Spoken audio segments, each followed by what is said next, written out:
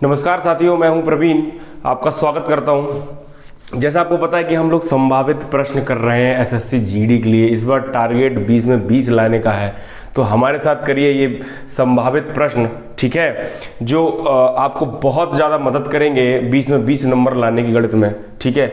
और आपको पता है जीडी बस आने ही वाला है और न्यूज़पेपर की कटिंग भी वायरल हो रही है, जो उसमें बताया जा रहा है कि 15 जनवरी के बाद आपके एग्ज़ाम शुरू हो जाएंगे, ठीक है।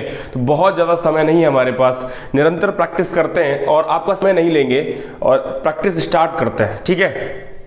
चलिए, तो आज की क्लास का पहला सवाल जो है आपकी स्क्रीन पे आ रहा होगा कि x y के व्युत्क्रमानुपाती है। यदि x को 37.5% से बढ़ाया जाता है तो y के मान में परिवर्तन ज्ञात कीजिए। बहुत आसान सवाल है, क्वेश्चन आपके स्क्रीन पे आ रहा होगा, आप देख पा रहे होंगे कि सवाल ने बोला है कि x जो y है, y x जो है y के व्युत्क्रमानुपाती है, ठीक है, यानी कि x प्रोपोर्शनल 1/y है, ठीक है, इनवर्सली प्रोपोर्शनल 1/y है। यानी कि सवाल ने ये बोला है x को 37.5% से बढ़ाया जाता है, x को 37.5% से बढ़ाया जाता है, यानी 37.5% का फ्रैक्शन क्या होता है?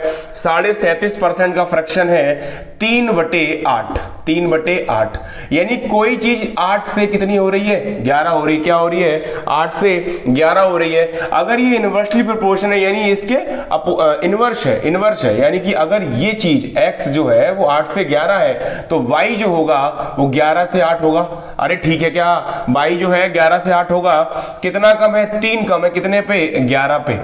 परसेंटेज के लिए 100 लगाएंगे और हमें इसका आंसर प्राप्त हो जाएगा। आप एक बात जानते होंगे कि 1/11 होता है वो क्या होता है? 1/11 क्या होता है? 9.09% होता है। अरे हाँ या ना? लेकिन ये है 3/11, तो इसमें क्या कर देंगे? 3 से गुणा कर देंगे तो आंसर आएगा 27.27%। समझ में आ गया होगा, ठीक है। बढ़ते हैं नेक्स्ट क्वेश्चन की तरफ।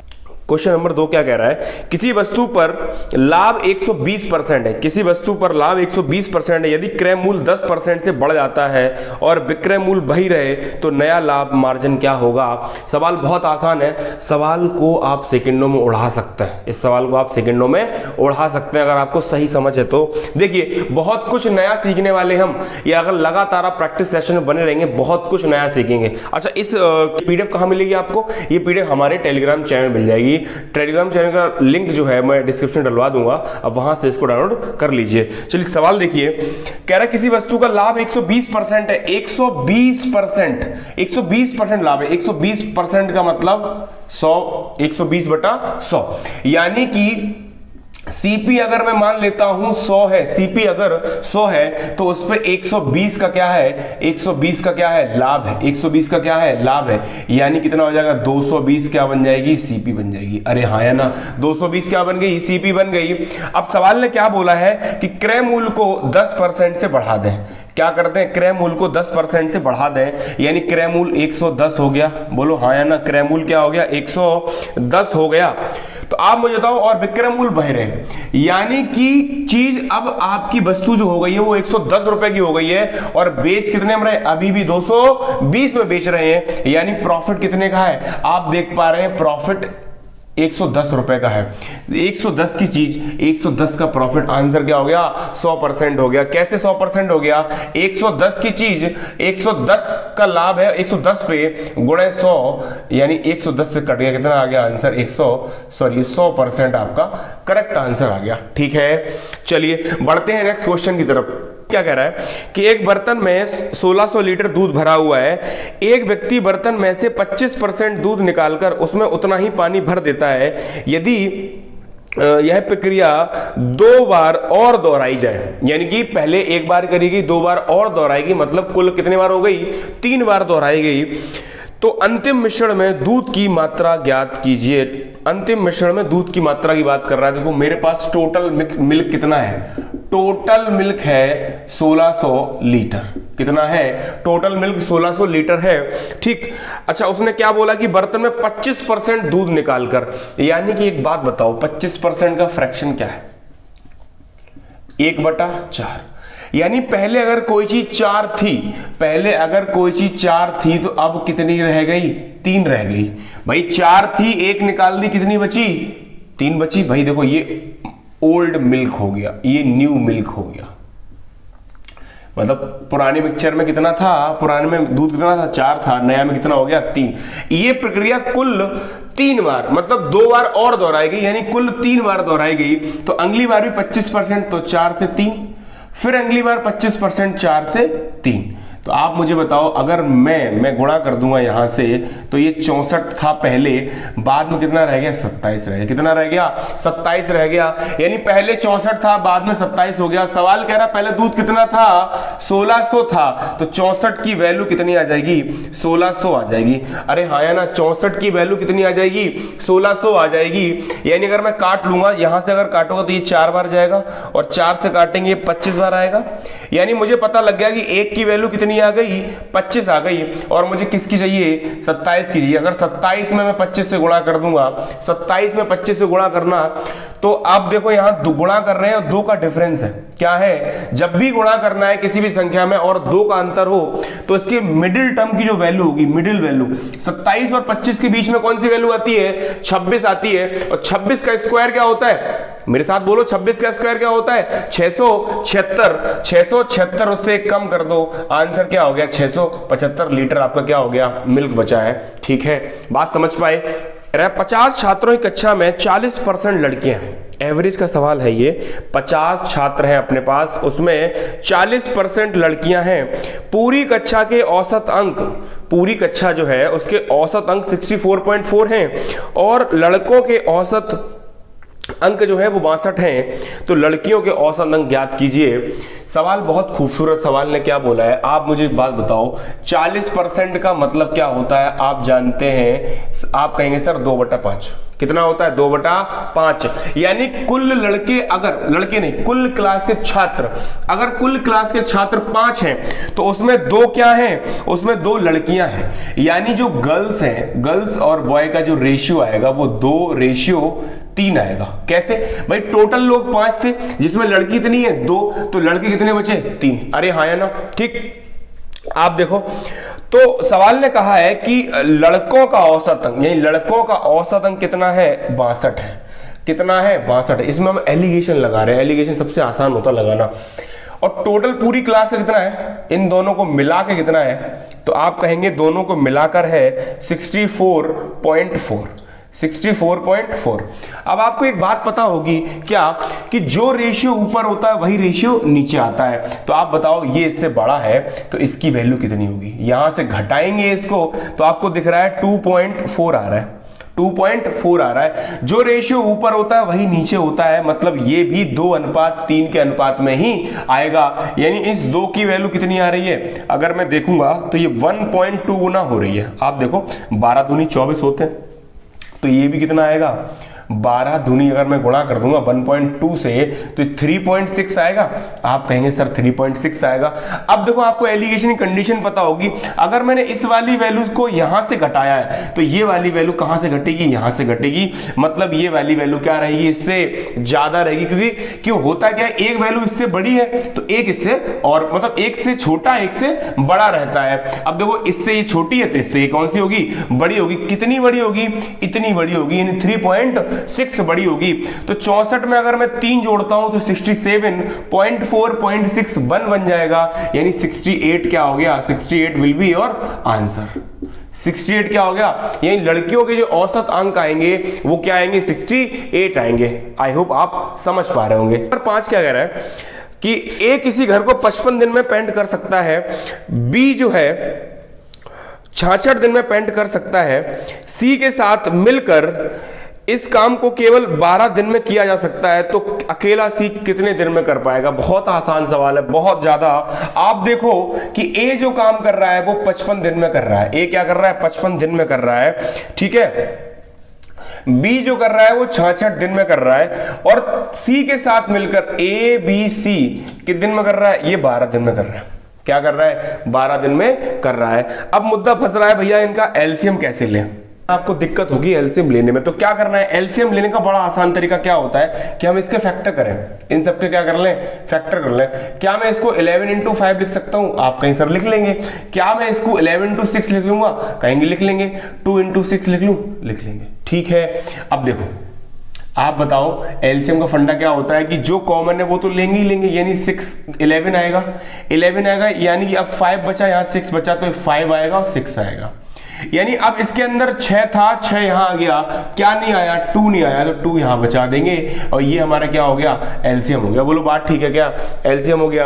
अब आप देखो अगर मैं 55 से डिवाइड करूंगा तो यहां कितना आएगा, यहां 12 आएगा, कितना आएगा, 12 आएगा।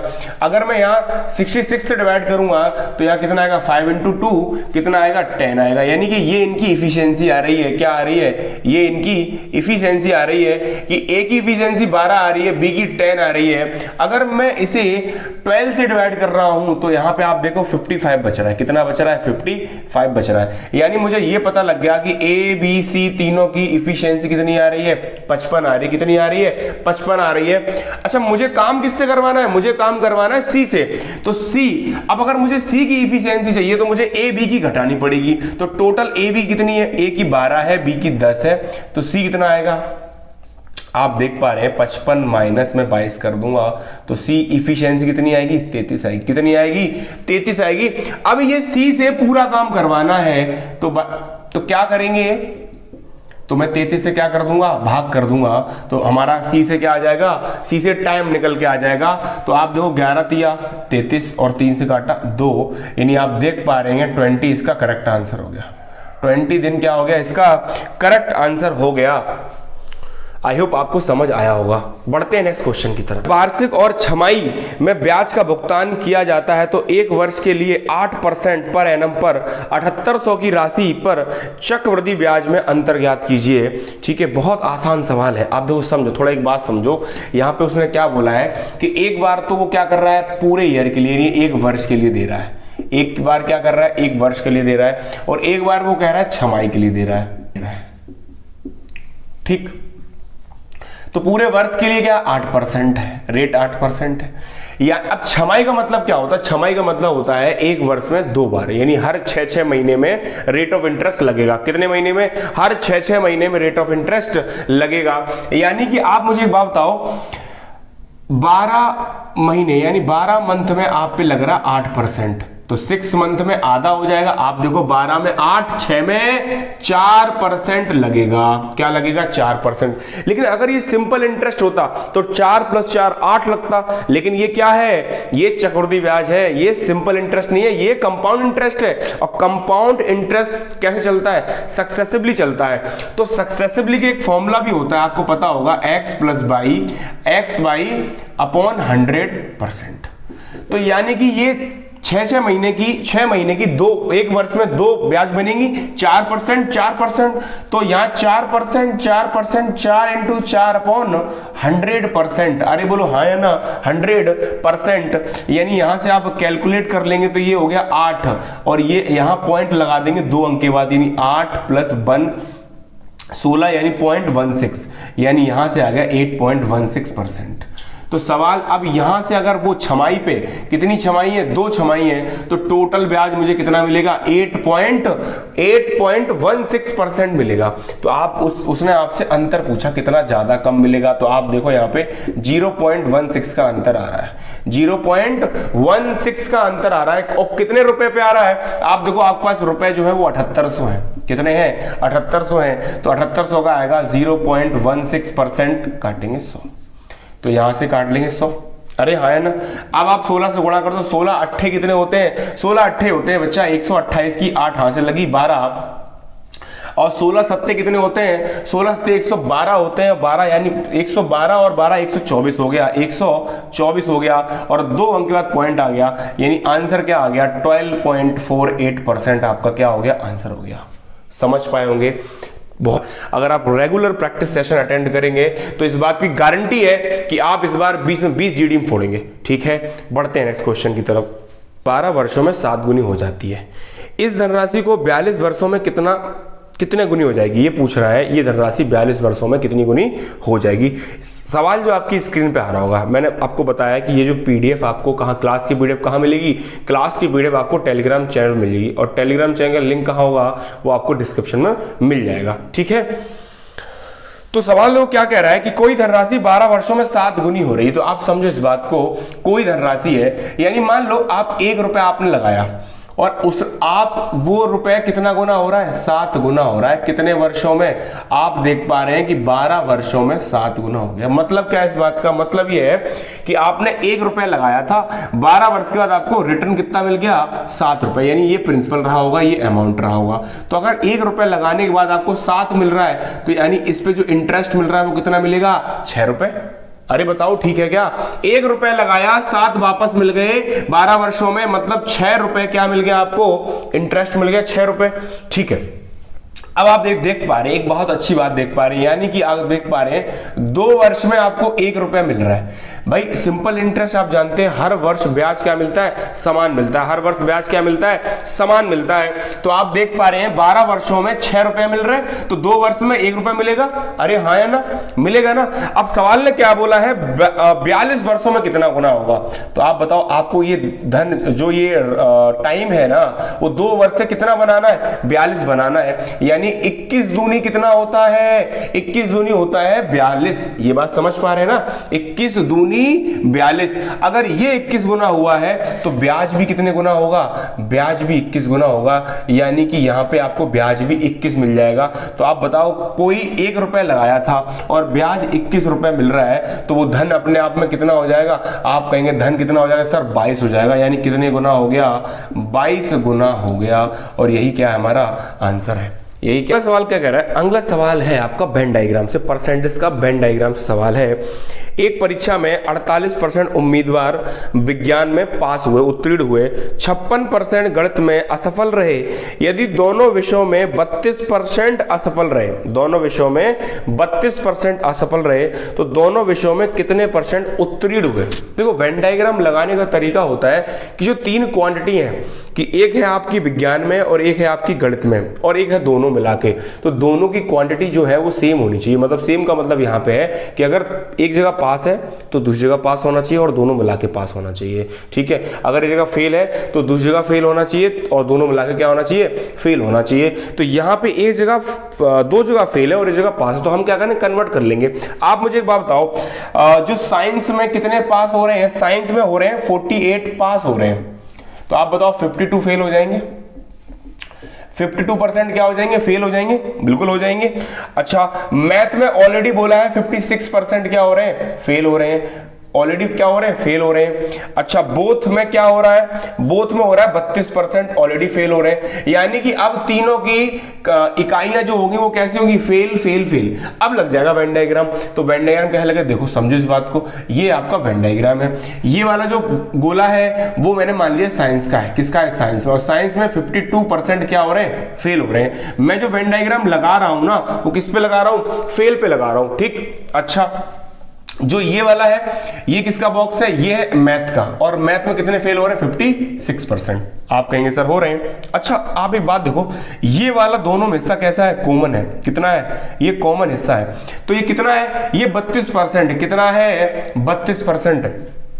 अरे हाँ ना, ये 32% है। अच्छा, ये टोटल पूरा गोला कितने का है, पूरा गोला आप कहेंगे जो साइंस का ये पूरा गोला है, ये वाला साइंस का जो पूरा गोला है ये 52% है, जिसमें यहां पे कितना ले लिया, 32% है। तो यहां ये वाला हिस्सा कितना बचेगा, ये वाला कितना बचेगा, 20%। कितना बचेगा, 20%। अच्छा, टोटल आप यहां पे देखो, ये कितना है, ये पूरा 56% है, जिसमें ये वाला हिस्सा कितना ले लिया, 32%। तो यहां 56 में 32 जाएंगे, कितना बचेगा, 24%। यानी मुझे टोटल फेल मिल गए, टोटल क्या मिल गए, टोटल फेल मिल गए कितने, 20%, 32% प्लस 24%। तो आप गौर फरमाओ कितना हो रहा है, आप देखो 30, 20, 50, 20, 70 यानी 76%। 76% क्या हो गए, ओवरऑल फेल हो गए। तो पास कितने होंगे, पास भाई ओवरऑल आप जानते हैं दुनिया की हर चीज अपने आप में कितनी होती है, 100% होती है। अगर 100% में से मैं 76% रिड्यूस कर देता हूं तो आप बताओ 24% बचेंगे। यानी कि जो टोटल छात्र पास हुए उनकी संख्या कितनी है, 24% है। समझ में आ गया सवाल, ठीक है। सवाल क्या कह रहे हैं, एक पिता और उसके पुत्र की आयु का योग अभी 100 वर्ष है। 5 साल पहले उनकी आयु 2:1 के अनुपात में थी, तो 10 साल बाद पिता और पुत्र की आयु का अनुपात क्या होगा। बहुत आसान सवाल है, प्योर लॉजिकल सवाल है। अब एक बात समझना, एक बात बताओ मुझे कि मेरे को क्या दिया हुआ है, मेरे को 5 साल पहले का अनुपात दिया है, 5 वर्ष पहले का, 5 साल पहले का अनुपात है पिता और पुत्र का, पिता और पुत्र कितना है 2:1 है, कितना है 2:1। और जो इन दोनों का आयु का योग दिया है वो क्या दिया है, इन दोनों की आयु का जो योग दिया हुआ है वो मुझे 100 वर्ष दिया है, और वो कब का है, वो अभी का है। अगर 100 वर्ष अभी का है, यानी कि अगर मैं बात कर रहा हूं प्रेजेंट योग, प्रेजेंट सम, क्या सम, इन दोनों की एज का सम कितना है 100 वर्ष है, कितना है 100 वर्ष अभी का है। एक बात बताओ, एक छोटी सी, आपको इसमें एक छोटा सा कॉन्सेप्ट पता होना चाहिए कि अगर आपको कोई भाई है, बहन है, माँ है, पापा है, जितने वर्ष आपसे छोटे या बड़े हैं जीवन भर उतने छोटे बड़े रहेंगे। मान लेते हैं आपकी सिस्टर आपसे 2 वर्ष छोटी है, तो जीवन भर वो आपसे 2 वर्ष छोटी रहेगी और आप उससे हमेशा 2 वर्ष बड़े रहेंगे। आपका ब्रदर आपसे 5 वर्ष बड़ा है, तो जीवन भर वो मरते दम तक वो आपसे 5 वर्ष क्या रहेगा, बड़ा रहेगा। ये बात समझ में आई ना? तो बस यही वाली बात थी। आप मुझे बताओ 5 साल पहले का 2:1 रेशियो है, और 5 साल बाद, अब मुझे बताओ ये प्रेजेंट का मतलब क्या है। अगर मैं 5 साल खड़े होकर बोलूंगा तो ये 5 साल पहले रेशियो था, ठीक है, तो रेशियो तो आप छेड़ नहीं सकते, लेकिन इसके योग को छेड़ सकते हैं। अभी अगर 100 वर्ष है तो 5 साल पहले पिता भी 5 साल छोटा होगा और पुत्र भी क्या होगा, 5 साल छोटा होगा। तो यानी पिता और पुत्र मिला के टोटल कितने छोटे हो गए, 5 पिता का 5 पुत्र का, यानी 10 वर्ष छोटे हो गए। तो यानी अभी अगर 100 है तो पहले 10 वर्ष कम रहा होगा इनका योग। तो अगर पहले 10 वर्ष कम रहा होगा, पहले 10 वर्ष कम रहा होगा तो कितना रहा होगा, आप बताओ। पहले 10 वर्ष कम रहा होगा तो 90 रहा होगा, यानी कि दोनों का योग मिलाकर कितना रहा होगा, 90 रहा होगा। और आप देखो पिता 2 है, पुत्र 1 है, टोटल कितना आ रहा है, टोटल 3 आ रहा है। और 3 की वैल्यू कितनी आ रही सवाल में, 3 की वैल्यू कितनी आ रही है, 90 आ रही है। तो आप गौर फरमाओ 1 की वैल्यू कितनी आएगी, 30 वर्ष आएगी। अरे हाँ है ना, कितनी आएगी, 30 वर्ष आएगी। आप कहेंगे सर आएगी, तो आप देखो सवाल ने क्या है, 10 वर्ष बाद की आयु पूछी है, 10 वर्ष बाद की आयु का अनुपात पूछा है। तो आप बताओ अगर 1 की वैल्यू 30 वर्ष है तो उस टाइम के पिता कितना आएगा, 60 वर्ष आएगा, और पुत्र कितना आएगा, 30 वर्ष का आएगा। आप कहेंगे सर पुत्र 30 वर्ष का आएगा और पिता 60 वर्ष का आएगा। ये बात समझ में आ गई? कहेंगे सर समझ में आ गई। अब आप देखो छोटी सी बात क्या है कि अब 5 वर्ष पहले का आया, अभी का नहीं आया, 5 वर्ष पहले का। तो अगर अभी का बनाना है तो इसमें 5 जोड़ देना है, तो दोनों में 5 जोड़ जाएंगे। क्यों, 5 वर्ष पहले थे ना 60 के और 30 के, अभी के लिए 5-5 जोड़ दो। लेकिन उन्होंने अभी का नहीं पूछा, उन्होंने कहा अब से 10 वर्ष बाद, तो 10 वर्ष बाद 10 वर्ष और जोड़ दो, तो दोनों में क्या हो जाएंगे, 10 वर्ष और जोड़ देंगे। तो 60 और 15 हो गए 75 वर्ष, और ये आपके हो गए कितने, 15 और 30 45 वर्ष ये हो गए। अरे हाँ है ना? तो अगर मैं इनका अनुपात लूंगा तो 15 × 5 = 75, ये 5 आएगा, और 15 × 3 = 45, यानी उनका 10 वर्ष बाद जो अनुपात आएगा वो क्या आएगा, 5:3 आएगा। 2 रेलगाड़ी किसी नियत बिंदु से एक दूसरे के विपरीत दिशाओं में क्रमशः 60 किलोमीटर और 15 किलोमीटर की चाल से चलना प्रारंभ करती हैं। सवाल आपकी स्क्रीन पे आ रहा होगा, ठीक है, आप देख पा रहे होंगे।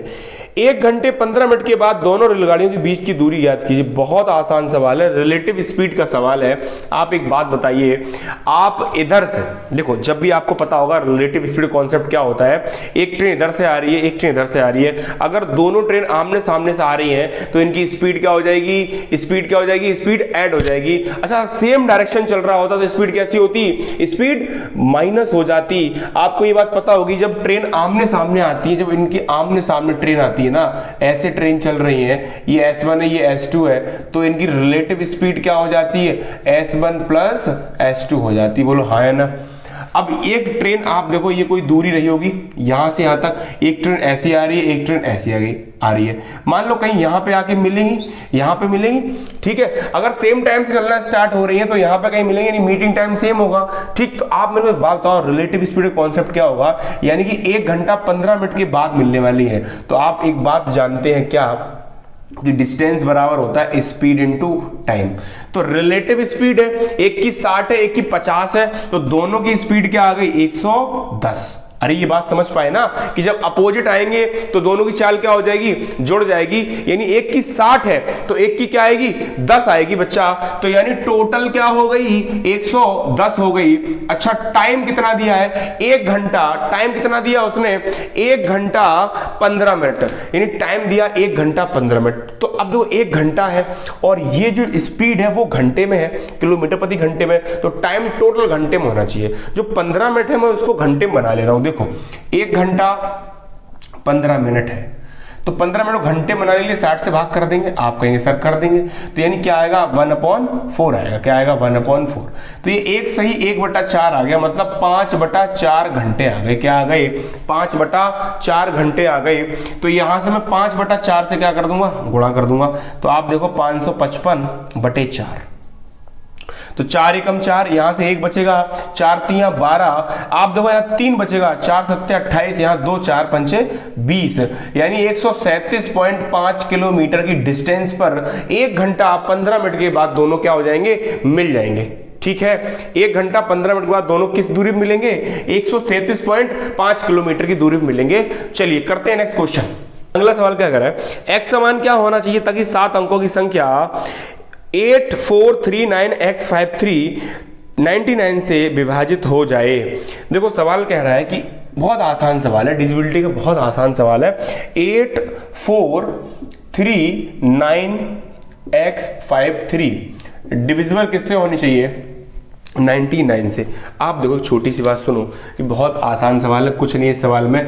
आप बताओ 99 की डिविजिबिलिटी तो आपको आती नहीं होगी, कहेंगे सर नहीं आती है, तो क्या करें।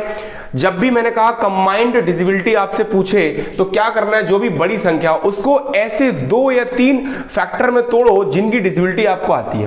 प्रयास करो 2 में तोड़ो, तो आपको दिख रहा होगा 9 और 11, यानी कि अगर 9 × 11 कर दूं तो 99 बनता है ना। तो आप मुझे बताओ, अगर मुझे 9 की डिविजिबिलिटी आती है, 9 की डिविजिबिलिटी क्या होती है कि अगर संख्या के सभी अंकों का योग अगर 9 है, सॉरी 9 से कट जाए तो संख्या 9 से कट जाएगी। अच्छा 11 की डिविजिबिलिटी क्या होती है कि इवन और ऑड प्लेसेस के जो डिजिट है उनका सम करेंगे और बाद में उनका डिफरेंस अगर 11 से कट जाता है तो संख्या 11 से कट जाएगी। बट हमें 11 को चेक करने की नौबत नहीं आएगी, हमारा काम 9 से चल जाएगा। तो आप मुझे बताओ अगर मैं 9 से चेक करूंगा तो देखो जो पहले 9 से कट जाए, जितने भी अंक, बहुत ध्यान से सुनना, अगर हम 9 से किसी चीज को काट रहे हैं तो जो अंक 9 से कट जाने हैं पहले उनको काट दो। जैसे ये 5 कट रहा है, ये 4 कट रहा है, ये 9 कट रहा है, हट गया। मेरे पास क्या बचा, 8 3 11 3 14, यानी 14 प्लस x बच रहा है। अब आप मुझे बताओ 9 से कोई संख्या कब कटती है कि जब ये सम टोटल 9 से कट जाए। तो 14 में ऐसा क्या जोड़ दे जो 9 से कट जाए, आप कहेंगे 14 में 4 जोड़ दो तो ये 9 से कट जाएगी, क्योंकि 14 4 18 हो जाएगा तो संख्या 9 से कटेगी। अब एक बच्चा के मन में ये भी आ रहा होगा, सर क्यों ना इसमें मैं क्या जोड़ दूं, इसमें मैं 13 जोड़ दूं। तो मेरे बालक, मेरे बच्चा, इसमें हम 13 नहीं जोड़ पाएंगे। क्यों नहीं जोड़ पाएंगे, उसका कारण यह है कि जो संख्या x है ना, संख्या नहीं है, ये एक डिजिट है। आप इसको संख्या नहीं ले सकते, ये एक डिजिट है और डिजिट सिंगल डिजिट में होना चाहिए भैया। तो यानी कि 4 के बाद ऐसी कोई सिंगल डिजिट संख्या नहीं है जो 14 में जोड़ दे और 9 से काट दे। उसके बाद डबल डिजिट आएगी और डबल डिजिट यहाँ नहीं ले सकते, 13 नहीं ले पाएंगे। क्या लेंगे, 4 लेंगे। यानी इस सवाल का आंसर क्या हो गया, 4 हो गया। 3 4 9 के चतुर्थ अनुपाती और 2 और 98 के मध्य अनुपाती के बीच का अंतर क्या है। देखो सवाल में 2 बातें पूछनी, आपको थोड़ा पता होना चाहिए कि चतुर्थ अनुपाती क्या होता है, मध्य अनुपाती क्या होता है। फटाफट मैं आपको बता दे रहा हूं। 3 4 9 का चतुर्थ अनुपाती पूछा है और 298 का मीन प्रोपोर्शन यानी कि एमपी, यहाँ पे फोर्थ प्रोपोर्शन एफपी पूछा है। यहाँ एफपी मतलब फोर्थ प्रोपोर्शन, यहाँ एमपी मतलब मीन प्रोपोर्शन पूछा है। देखो अगर फोर्थ प्रोपोर्शन का मतलब जैसे मान लो ये ए है, ये बी है, ये सी है, तो ये डी है, तो ये फर्स्ट प्रोपोर्शन, सेकेंड प्रोपोर्शन, ये दिखते कैसे, ऐसे दिखते हैं। आप देख पा रहे होंगे ये A/B प्रोपोर्शन C/D, सी रेशियो डी, यानी ये फर्स्ट, सेकंड, थर्ड, फोर्थ, आपसे ये फोर्थ पूछा है। एक बात और समझने वाली बात है, जो रेशियो इन दोनों का होता है वही रेशियो इन दोनों का होता है। प्रोपोर्शन में ये खास बात होती है कि स्टार्टिंग के दो संख्याओं का जो अनुपात होता है वही बाद के दो संख्याओं का अनुपात होता है। और मीन प्रोपोर्शन क्या होता है, मान लेट से ये ए है ये बी है, तो इनका जो रूट होता है वो ए इंटू बी होता है। अगर कोई भी दो संख्याओं का मीन प्रोपोर्शन निकालूंगा तो उनका इंटू करके स्क्वायर रूट ले लो, उनका मीन प्रोपोर्शन आ जाएगा। ठीक है, अब आप देखो, तो मेरे को फोर्थ चाहिए। मैंने अभी समझाया कि इन दोनों का रेशियो इन दोनों के बराबर है, तो यानी कि यहां से अगर इन दोनों का जो रेशियो है वही इन दोनों को होना चाहिए। अगर यहां 3 रेशियो 4 है तो ये भी 3 रेशियो 4 होना चाहिए। तो 3 की वैल्यू 9 है, यानी कितने गुना है, 3 गुना है। यानी 3 की वैल्यू 9 है, कितने गुना, 3 गुना। तो यहां पे 3 की वैल्यू क्या आएगी, 4 की वैल्यू 3 गुना कर देंगे 12 आएगी। यानी मेरे को फोर्थ प्रोपोर्शन 12 मिल गया। क्या मिल गया, फोर्थ प्रोपोर्शन 12 मिल गया। अब मुझे यहां से मीन प्रोपोर्शन निकालना है। मीन का फॉर्मूला क्या बता दिया आपको, रूट ए इंटू बी, यानी 2 इंटू 98।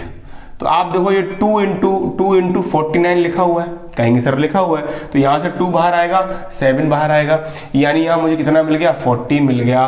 तो इन दोनों का अनुपात ही तो पूछा था, फोर्थ प्रोपोर्शन और मीन प्रोपोर्शन क्या पूछा था, अनुपात पूछा था। यानी कि 12:14 काट देंगे तो ये 6:7 आ जाएगा, और यही क्या है हमारा आंसर है, यही क्या है हमारा आंसर है। नंबर 13 क्या कह रहा है, दो संख्याओं का गुणनफल 6760 है तथा उनका महत्तम समापवर्तक यानी कि HCF जो है वो 13 दिया हुआ है। संख्याओं के ऐसे कितने युग्मों का निर्माण किया जा सकता है, थोड़ा समझिए आप इस बात को। ठीक है, देखो सवाल क्या कह रहा है, थोड़ा आप ये समझिए, कोई भी जो संख्या है ना उसके अंदर, जैसे मान लो मैंने आपसे कहा कि HCF आपका 13, कितना दिया हुआ है, HCF दिया हुआ है आपको 13। यानी मैं इस प्रकार के सवाल कैसे करते हैं वो आपको बहुत ध्यान से समझने हैं। पहली संख्या को मैं 13x मान ले रहा हूं और सेकंड नंबर जो मान ले रहा हूं 13y मान ले रहा हूं, यानी जो भी संख्याएं होती हैं उनके अंदर HCF तो होगा ही होगा। ठीक है, ये बात समझ पाए, यानी जो भी संख्या होंगी उनके अंदर HCF तो होगा ही होगा। तो HCF दिया है आपको पहले से 13, तो मैंने अच्छा ये जो x और y है ये बहुत ध्यान सुनना, ये जो इनके 13 के जो कॉफिशिएंट, यहाँ x लिया यहाँ y लिया, तो ये अपने आप में क्या होते हैं, ये अपने आप में कोप्राइम होते हैं। कोप्राइम का मतलब क्या होता है, वो जो कोप्राइम संख्याएं होती हैं उन दोनों संख्याओं का, या जो भी 2 से ज्यादा है या 3 है या 4 है, जो भी है उनका HCF 1 होता है। लेट से मैं कह रहा हूं कि 2 और 3 दो कोप्राइम है, तो इनका HCF क्या होगा, HCF 1 होगा। HCF का मतलब है इनमें कुछ कॉमन नहीं होना चाहिए, इनमें कॉमन क्या होना चाहिए, 1 होना चाहिए, यानी कि x और y में कुछ कॉमन नहीं होना चाहिए। अच्छा, अब सवाल में क्या दिया है, सवाल में दिया हुआ है कि इन दोनों का गुणनफल, तो 13x और 13y का 6760 आपको प्रोवाइड किया गया है। यहां से आप देख पा रहे हैं कि मैं अगर 13 से डिवाइड करूंगा तो 13 पंचे 65 होता है और 2 बचेगा, 13 दूनी 26, 0 हो गया। फिर 13 से काटेंगे कितना आएगा, 40 आएगा, यानी x इंटू वाई कितना आ रहा है, 40 आ रहा है। यानी x इंटू वाई कितना आ रहा है, 40 आ रहा है। और आपसे पेयर पूछे गए, x और y के पेयर क्या होंगे, तो आप मुझे एक बात बताओ, मैंने अभी आपसे कहा जो x और y है वो कैसे है, कोप्राइम है। अब कोप्राइम मतलब इन ऐसे दो गुणनखंड, ऐसे दो गुणनखंड जिनका HCF क्या होगा, 1 होगा। क्या होगा, 1 होगा। यानी कि मुझे यहाँ इनके ऐसे गुणनखंड लेने हैं, इनके ऐसे फैक्टर लेने हैं जिनका HCF क्या हो, 1 हो। तो क्या मैं इसको 1 इंटू 40 कर सकता हूँ, तो 40 आएगा। आप कहेंगे सर सही है। अगर क्या मैं इसको 2 इंटू 20 कर सकता हूं, आप कहीं सर सही है, कर सकते हैं। क्या इसको 3 कर सकता हूं, 3 नहीं कर सकते, 4 कर सकते हैं सर, तो इसको मैंने 4 कर लिया, ये भी सही है। क्या मैं इसको 5 कर सकता हूं, आप बोलेंगे सर कर सकते हैं। क्या यही पॉसिबल है, क्या इसके अलावा और कोई पॉसिबल है, और कोई संख्या पॉसिबल नहीं होगी। लेकिन मुद्दा सर ये है कि x और y कैसे होना चाहिए, कोप्राइम। कोप्राइम के लिए कॉमन क्या होना चाहिए, सिर्फ 1। लेकिन यहाँ देखो यहाँ 2 कॉमन है, तो ये वाला पेयर नहीं लेंगे। यहाँ देखो यहाँ पे भी 2 कॉमन है, तो यहाँ पे भी ये वाला पेयर नहीं लेंगे। तो पेयर कौन से लेंगे, 1 और 2। यानी इसके कितने पेयर संभव है, इसके 2 पेयर संभव है। आई होप आपको समझ आया होगा। इस प्रकार के सवाल करने का बहुत बेहतरीन तरीका है, कभी आपसे मिस्टेक, कभी गलती आपसे नहीं होगी। चतुर्भुज एक हेक्सागन है जिसकी साइड है 4 सेंटीमीटर, किसी वर्ग की भुजा 4√2 सेंटीमीटर है, उनके क्षेत्रफल का अनुपात ज्ञात कीजिए। बहुत सुंदर, बहुत प्यारा सवाल है, स्क्रीन पे आ रहा होगा, आप देख पा रहे होंगे। बहुत अच्छा सवाल है, जल्दी से बनाइए इस सवाल को फटाफट। सवाल ने बोला हेक्सागन, थोड़ा आप हेक्सागन समझो। हेक्सागन क्या, रेगुलर हेक्सागन क्या होता है, सुनना पड़ेगा आपको। एक रेगुलर, एक नियमित आपका हेक्सागन है। तो आपको देखो, छोटी बात सुनो मेरी, ये तो गलत बना दिया। देखो यहाँ देखो, ये ऐसे। अब देखो इसमें 6 साइड हो गई, 1 2 3 4 5 6 हो गई। याद रखना ये सब देखो, यहां पे अगर मैं इसके डायगोनल डालता हूं, क्या डालता हूं, डायगोनल डालता हूं सारे, तो ये जो 6 ट्राइंगल आपको बने दिख रहे हैं ना, 6 ट्राइंगल, 1 2 3 4 5 6, जो 6 ट्राइंगल हैं, ये 6 के 6 ट्राइंगल क्या है, ये इक्विलेटरल ट्राइंगल है, इक्विलेटरल ट्राइंगल है।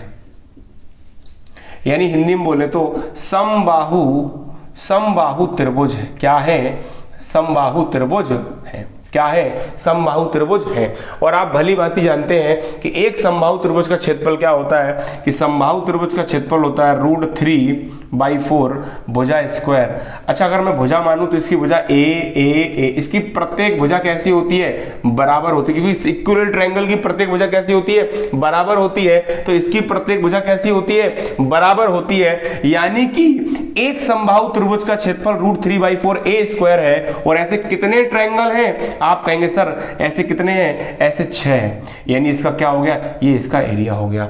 अब साथ ही साथ उसने आपसे और क्या पूछा है, आपसे एक वर्ग पूछा है। अच्छा, वर्ग आप जानते हैं कि वर्ग भी नियमित होता है, रेगुलर होता है।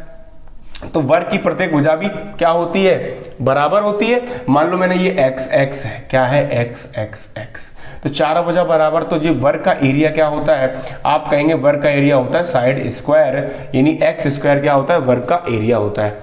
अरे बोलो हाँ या ना, ठीक है। तो देखो आपको क्या, आपको हेक्सागन की साइड पता है, आपको स्क्वायर की साइड पता है। स्क्वायर की साइड क्या है और हेक्सागन की साइड क्या है, आप देख पा रहे हो क्वेश्चन में कि जो हेक्सागन है उसकी साइड 4 है। तो मैं यहां लिख रहा हूं दोनों बातें, यानी कि 6 × √3/4, इसकी साइड कितनी है, हेक्सागन की 4 है, तो 4 का स्क्वायर 16। अनुपात लेना है मुझे, किसके साथ, मुझे वर्ग स्क्वायर के साथ अनुपात लेना है। तो स्क्वायर की भुजा कितनी है, 4√2 का होल स्क्वायर। अरे हाँ या ना, ठीक है। तो आप मुझे एक बात बताओ, अगर मैं इसका स्क्वायर लूंगा तो 4 का स्क्वायर 16, √2 का 2, तो 16 × 2 क्या हो जाएगा, 32 हो जाएगा। तो देखो आप, मैं इसको यहां से यहां काट रहा हूं, 2 बार जाएगा, 2 से काटूंगा 3 बार, कितने बार, 3 बार। तो आप बताओ ये 3√3, ये 4 कहाँ जाएगा, इसके पास, तो ये कितना आ गया आपका आंसर, 3√3 रेशियो 4 आपका करेक्ट आंसर आ जाएगा। क्या कह रहा है कि एक मेले की प्रवेश टिकट का मूल्य 9:13 के अनुपात में वृद्धि करने पर, हमने कोई टिकट था, कोई उसका अनुपात पहले 9 था, बाद में 13 कर दिया, तो उसकी मूल्य में क्या हो गई, वृद्धि हो गई। मेले में आने वाले लोगों की संख्या 7:4 के अनुपात में कम की गई, तो कुल संकलन में किस अनुपात में वृद्धि या कमी हुई। देखो बड़ा आसान सवाल है, कुछ नहीं है। देखो टिकट की वैल्यू, अगर मैं वैल्यू की बात करूं, वैल्यू की बात करूं और पीपुल की बात करूं, कितने लोग कम और ज्यादा हो रहे हैं, भाई आप मुझे बताओ एक छोटी सी बात, कि ये जो अनुपात है, जो वैल्यू का अनुपात है वो कितना है, 9:13 हो रहा है, और जो पीपल का अनुपात है वो 7:4 हो रहा है, यही हो रहा है। अब आप एक बात बताओ, जब टिकट 9 रुपए का था तब कितने लोग आ रहे थे, 7। अगर एक टिकट 9, आप मुझे बताओ, अगर आप एक चॉकलेट लेने जा रहे हो, एक चॉकलेट 10 रुपए की आ रही है, तो 5 चॉकलेट कितने होंगे, अगर एक चॉकलेट 10 रुपए की तो 5 गुणा कर देंगे 10 का, तो 50 हो जाएंगे। सेम इसी प्रकार से कि अगर वैल्यू टिकट की 9 थी और 7 लोग आ रहे थे, 7 × 63, यानी कि पहले, ये पहले का है, ये बाद का है, मतलब पहले इतना था बाद में इतना हो गया, तो पहले कितना था आप मुझे बताओ थोड़ा सा, ये 63 हो गया, ये रेशियो। यानी बाद में रेट बढ़ के 13 हो गया, लेकिन लोग तब कम आ रहे हैं, कितने आ रहे हैं, 4 आ रहे हैं, तो यहाँ कितना हो जाएगा, 52 हो जाएगा। अगर ये कट रहा है तो काट दो, नहीं कट रहा है इसको ऐसे छोड़ दो। यानी इनका जो नया अनुपात हो गया वो क्या हो गया, वो ये टोटल मनी, उन्होंने बोला टोटल रेवेन्यू कितना जनरेट हो रहा है, तो भाई वैल्यू और पीपल टोटल पैसा आ गया, यानी टोटल रुपए आ गया आपका, कितना आ गया, 63/52, यही क्या हो गया, हमारा आंसर हो गया। ठीक, सवाल कह रहा है जब किसी पूर्णांक को जब किसी पूर्णांक n को 5 से भाग दिया जाता है शेषफल 3 प्राप्त होता है। जब 8n को 5 से भाग दिया जाता है तो शेषफल कितना आएगा। डिविजिबिलिटी का बहुत आसान सवाल है, मैंने पहले भी कराया हुआ आपको, बहुत ज़्यादा आसान सवाल है। कि बोल रहा है कि n को 5 से भाग देने पर, जब मैंने n को 5 से भाग दिया, कोई नंबर n है, इसको मैंने 5 से भाग किया तो रिमाइंडर 3, और अगर 8n से भाग कर रहे हैं और डिवाइजर सेम रख रहे हैं। इसमें खास बात क्या होती है कि हम नंबर के साथ कोई चीज आगे पीछे करते हैं, नंबर को गुना करते हैं, भाग करते हैं, लेकिन डिवाइजर नहीं छोड़ते। नंबर को हमने क्या करा, गुना कर दिया, कितने से, 8 से गुना कर दिया, लेकिन डिवाइजर जो था वही रखा। जब भी ऐसी स्थिति बनती है, डिवाइजर सेम रहता है, तो जितने टाइम नंबर को करते हैं, नंबर को आप देखो मैंने 8 गुना किया तो जो रिमाइंडर आया ना यहां से रिमाइंडर, वो भी क्या हो जाएगा, 8 गुना हो जाएगा। यानी कितना रिमाइंडर हो गया, 24। लेकिन क्या आप जानते हैं कि जो डिवाइजर होता है रिमाइंडर हमेशा उससे छोटा होगा। यानी जो डिवाइजर 5 है ना, रिमाइंडर या तो 0 से बड़ा हो या 0 के बराबर होगा, या हमेशा 5 से छोटा होगा। 5 मतलब यहाँ पे क्या है, डिवाइजर है, तो डिवाइजर जो होगा हमेशा 5 से छोटा होगा। लेकिन आप देख पा रहे हैं रिमाइंडर जो है वो 24 आ गया, 5 से बहुत बड़ा है। अगर कभी ऐसी स्थिति आती है बड़ा है तो इससे हम क्या कर देंगे, एक बार और भाग कर देंगे। 24 को अगर मैं 5 से डिवाइड करूंगा तो मुझे एक्चुअल रिमाइंडर प्राप्त हो, कितना आएगा रिमाइंडर, यहाँ से 4 एक्चुअल रिमाइंडर आएगा। ठीक है, अगला सवाल क्या कर रहा है, एक दीवार का आयतन 23958 सेंटीमीटर क्यूब है। कोई दीवार है, उसका एक आयतन है 23958 सेंटीमीटर क्यूब, जिसकी ऊंचाई उसकी चौड़ाई की 6 गुनी और लंबाई उसकी ऊंचाई की आधी है। तो दीवार की चौड़ाई ज्ञात कीजिए। देखो एक बात बताओ, अगर उसने वॉल्यूम दिया हुआ है तो दीवार कैसी रही होगी, दीवार एक क्यूबॉइड फॉर्म में रही होगी। किस फॉर्म में रही होगी, क्यूबॉइड फॉर्म में रही होगी। क्यूबॉइड का मतलब होता है घनाभ, एक घनाभ फॉर्म में रही होगी। अरे हाँ या ना। और आप जानते हैं घनाभ किस प्रकार का होता है, घनाभ कुछ इस प्रकार का होता है।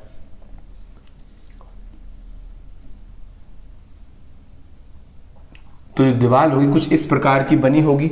ठीक है, तो इसमें क्या है मेरे पास, इसमें लेंथ भी है, ब्रेथ भी है और हाइट भी है। अब सवाल ने क्या बोला है, बहुत आसान सवाल है। सवाल ने क्या बोला है, सवाल ने बोला है जिसकी ऊंचाई उसकी चौड़ाई की 6 गुनी है। इसकी ऊंचाई क्या है, चौड़ाई की 6 गुनी है। अगर ब्रेथ क्या है, b है, तो ऊंचाई कितनी हो जाएगी, ऊंचाई हो जाएगी 6 गुनी हो जाएगी, यानी 6b हो जाएगी। अरे हाँ है ना, ऊंचाई कितनी हो जाएगी, 6b हो जाएगी। उसके बाद सवाल ने बोला है कि लंबाई उसकी ऊंचाई की आधी है, यानी लंबाई क्या हो गया, 3b हो जाएगी। भाई आप बताओ, ये चौड़ाई हो गई, ठीक है। अगर ये चौड़ाई है तो 6 गुना ऊंचाई हो गई, क्या हो गई, ऊंचाई हो गई। इसकी आधी क्या है, लंबाई, यानी 3 गुनी हो गई। अच्छा एक बात बताओ, क्यूबॉइड का जो वॉल्यूम होता है, वॉल्यूम आप जानते हैं लंबाई गुणे चौड़ाई गुणे ऊंचाई होती है। ये लंबाई आ गई, ये चौड़ाई आ गई, ये ऊंचाई आ गई। अगर मैं इनका गुणा कर देता हूं तो क्या मुझे वॉल्यूम प्राप्त होगा। आप कहेंगे सर वॉल्यूम प्राप्त होगा, और वॉल्यूम दिया कितना है, वॉल्यूम दिया है 23958 23958। तो अब आप देख पा रहे हैं 3 से डिवाइड हो जाएगा, तो 3 से अगर मैं डिवाइड करूंगा तो 7 कितना आएगा, 7 आएगा, यहाँ 2 बचेगा, 9 आएगा, यहाँ 2 बचेगा, यहाँ 8 आएगा, यहाँ 1 बचेगा, तो यहाँ कितना आएगा, 6 आएगा। अब ये 6 से भी डिवाइड होगा तो ये कितने बार आएगा, यहाँ से 6 का ये आएगा 1, कितना आएगा 1, यहाँ से 3, यहाँ से 3, यहाँ से 1, यानी b इंटू b कितना होगा, BQ हो जाएगा और 1331। यहां से मुझे यहां से क्या प्राप्त हो गया, BQ बराबर 1331। यानी अगर मैं इसका क्यूब रूट ले लूंगा, 1331 का क्यूब रूट, आप जानते होंगे 11 का क्यूब रूट होता है 1331, तो b = 11 आ गया। यानी इसकी चौड़ाई पूछी थी और चौड़ाई क्या प्राप्त हो गई हमें, चौड़ाई 11 सेंटीमीटर प्राप्त हो गई। यही क्या है, इसका आंसर है। बहुत अच्छा सवाल था, ठीक है। और सवालों को गोली की तरह उड़ाएंगे, बिल्कुल गोली की तरह, ठीक है। बढ़ते हैं नेक्स्ट क्वेश्चन की तरफ। बोर्ड मास का सवाल है, ठीक है। बोर्ड मास सवाल आपको दिख रहा होगा सामने स्क्रीन पे, 3/1/5 प्लस, बड़ा सुंदर सवाल है। देखिए क्या सवाल कह रहा है। अगर मैं देखो इसको डायरेक्ट करने का प्रयास करूं तो आप देखो यहाँ पे 5 या 15 और 1 16, तो मैं इसको यहाँ पे लिख रहा हूँ 16/5। क्या लिख रहा हूँ, 16/5। 16/5 लिख लिया।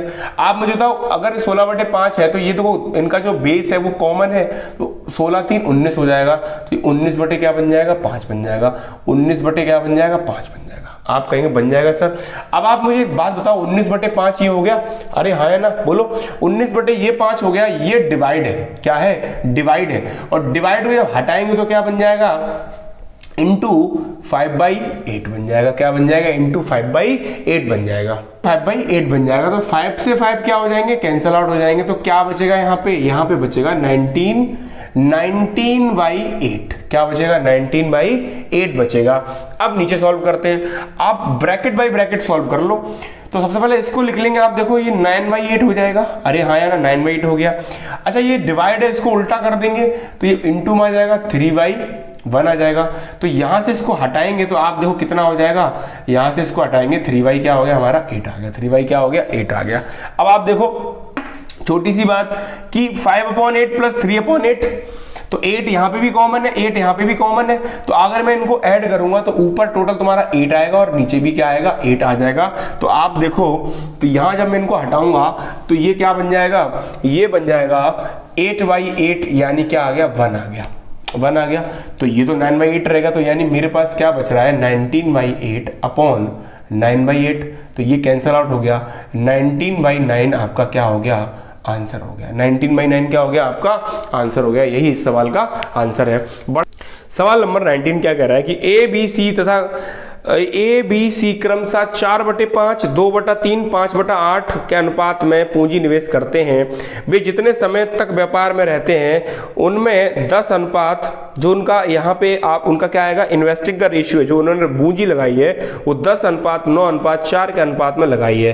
तो सी को प्राप्त होने वाला लाभ ए के लाभ से कितना कम है।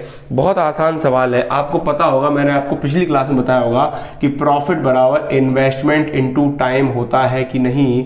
जो लाभ अंत में प्राप्त होता वर्ष के अंत में वो इन्वेस्टमेंट मतलब पूंजी, टी मतलब टाइम यानी समय के गुणनफल के बराबर होता है। पूंजी गुणे समय करूंगा लाभ प्राप्त होगा। तो इन्वेस्टमेंट का रेशियो है वो कितना है 4/5 रेशियो 2/8 रेशियो यहाँ से 2/3 और 5/8, ठीक है। क्या रेशियो 10 रेशियो 9 रेशियो 4। आप जानते हैं कि प्रॉफिट क्या होता है इन्वेस्टमेंट इनटू टाइम, सीधा गुणा कर दो तो 4/5 इंटू 10 करेंगे रेशियो 2/3 इंटू 9 करेंगे रेशियो 5/8 इंटू 4 कर देंगे। अरे हाँ है ना। तो आप मुझे बता दो छोटा सा, ये आ गया 2, ये आ गया 3, ये आ गया 2, यहाँ से आ गया 8 रेशियो ये 6 रेशियो ये आ गया 2.5, कितना आ गया 2.5। अच्छा ए और बी के बारे में बोला है उसने ये कहा है कि जो सी को प्राप्त होने लाभ ए से कितना कम है। आप यहां से देख पा रहे हैं कि ए को मिल रहा है 8, ये ए था ना, ये बी और सी, ए को मिल रहा है 8 और सी को मिल रहा है कितना, यहां से आप देख पा रहे हैं कितना 2.5। तो यहां से आप देखो कितना मिल रहा है कम आपको 5.5 मिल रहा है। कितना मिल रहा है 5.5 कम मिल रहा है। तो 5.5 कम मिल रहा है 8 पर, तो 5.5 अपॉन 8 इंटू 100 कर देंगे, ये काटेंगे ये हो जाएगा। तो यहां से ये 5 बार कटेगा, यहां से ये 4 बार कटेगा। अगर मैं 5 से गुणा कर दूंगा तो आप देख पा रहे हैं 25 हासिल लगी 2 25 2 27/4।